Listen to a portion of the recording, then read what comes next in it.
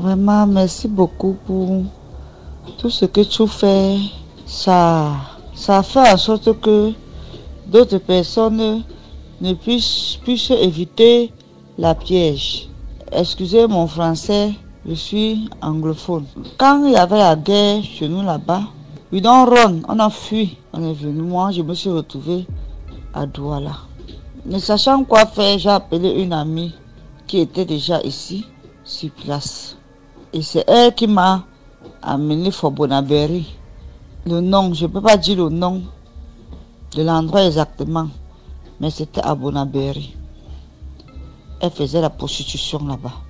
Elle m'a positionné là-bas, for one couloir, dans un couloir là-bas.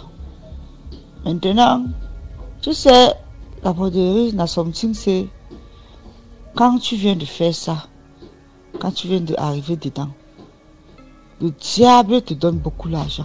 Ça sucre ton cœur et ça te fait, tu cales dedans. Moi, c'est ce qui s'est passé avec moi. Au début, ça donnait. Parce que mon but était que quand j'aurai l'argent pour avoir ma propre maison, je vais ouvrir un petit business, un petit restaurant où je peux vendre mon tarot, ma sojo, mon kachikachi. Je vais laisser le monde là. Un jour, la soirée était dure. C'est comme ça maintenant. Je suis parti d'abord dormir. Je n'ai pas dormi autour de 22 heures. Même pas one person. Je me réveille vers minuit. Un gars vient vers moi. Il passait avec un sac d'eau. Il me dit, il veut dormir. Je lui dis 25 000. Il dit qu'il a 20 000. Je dis ok. Arrivé dans la chambre maintenant, le monsieur se déshabille. Je me déshabille aussi. Donc j'enlève ma culotte. Le monsieur, je vois le téléphone sonne. Il commence à parler en anglais. Il parle en anglais. Il raconte à d'autres personnes avec qui il parle. Il dit que il n'a pas trouvé la fille. Et qu'il ne sait pas comment ils vont faire. L'autre monsieur lui mettait peut-être la pression. Parce que je vois, il dit au monsieur que ouais, je ne sais pas comment je vais faire.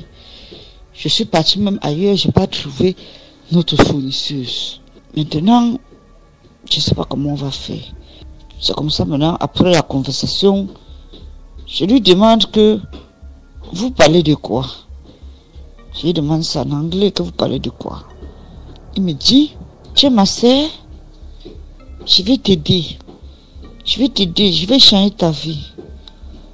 Le monsieur me ouvre le gros sac au dos qui était sous son dos.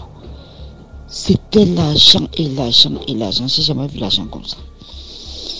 Le monsieur me dit que il regarde ma poubelle, il me dit, tu as quand même travaillé aujourd'hui. Je veux que tu me vendes les préservatifs là. Un préservatif à 15 000. Je lui demande que tu fais quoi avec. Il me dit qu'il vend ça à quelqu'un. La personne achète ça à 20 000. C'est la personne qui l'appelle comme ça. Je lui dis, la personne fait quoi avec? Il me dit que la personne c'est un grand marabout, c'est un Nigérien. Un Nigérien marabout. Non, rien. Les gens du Nigeria. C'est un grand marabout qui utilise ça. Tous les remèdes qu'il fait, il fait avec. Ce traitement chez lui, c'est à partir de 300 000. Il est fort. Et qu'il m'a indiqué une fille. La fille là, je ne comprenais pas pourquoi la fille là. On disait toujours qu'elle a l'argent, elle a la maison, elle a le locataire.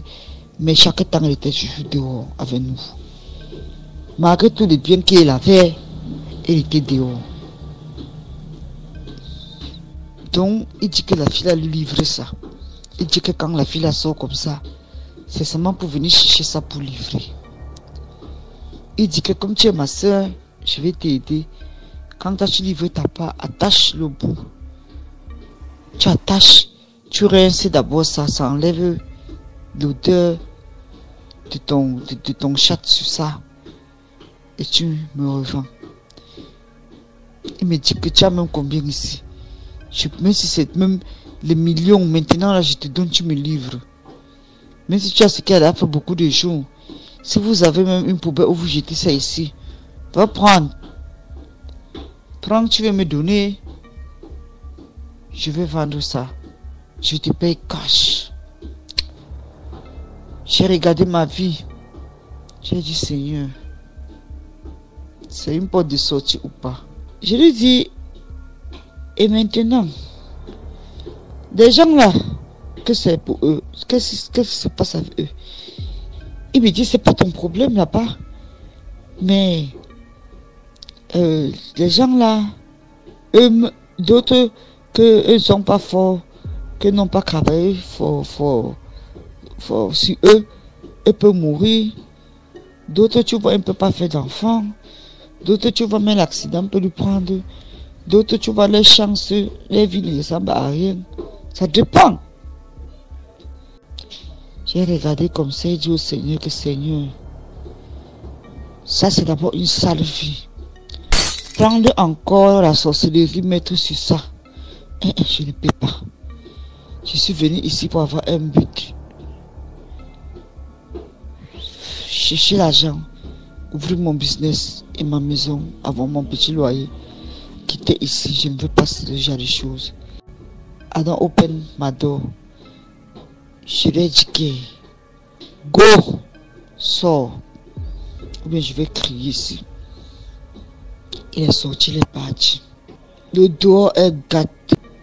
Mais voici, aujourd'hui je suis porteuse du virus VIH.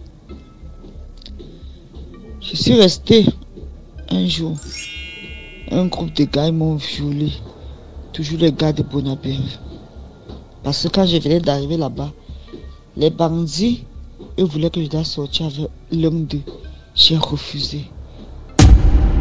Ils se sont entendus et tous eux m'ont violé sans préservatif. DMG. Ils m'ont violé. Heureusement, ils ne m'ont pas violé derrière. Ils m'ont violé. J'ai eu mal. J'ai fait 2 semaines.